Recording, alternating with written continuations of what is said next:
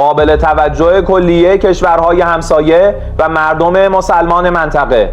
دشمن شکست خورده در میدان نبرد نظامی و در ائتلاف سازی سیاسی علیه ایران به مکر و حیله روی آورده است و با یک نقشه شیطانی از پهپاد شاهد 136 ایران کپی سازی کرده و به نام جدید پهپاد لوکاس به اهداف غیر موجه در کشورهای منطقه حمله می کند. هدف دشمن ایجاد بدبینی و متهمسازی جمهوری اسلامی ایران و در نهایت اختلاف و تفرقه بین ایران و کشورهای همسایه می باشد تا اقدامات دفاعی، قانونی و مشروع نیروهای مسلح جمهوری اسلامی ایران را مخدوش سازد. دولت‌ها و ملت‌های منطقه بدانند دکترین دفاعی جمهوری اسلامی ایران علیه تجاوزهای نظامی آمریکا و رژیم صهیونیستی بر مبنایی کاملا قانونی و دارای منطق مستحکم می باشد.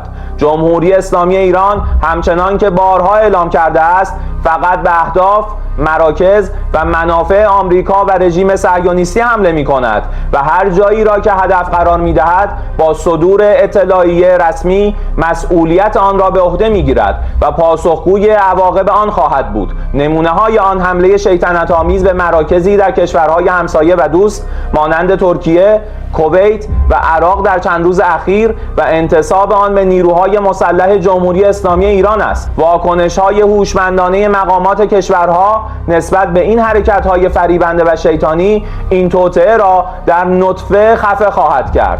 فریب خوردن از شیطان و مواضع تفرقه انگیز او را به گسترش آن ترغیب خواهد کرد. لذا لازم است که به یکدیگر اعتماد کنیم و با حفظ وحدت و همکاری دشمن متجاوز بیگانه را از ادامه این شیطنت‌ها پشیمان کنیم.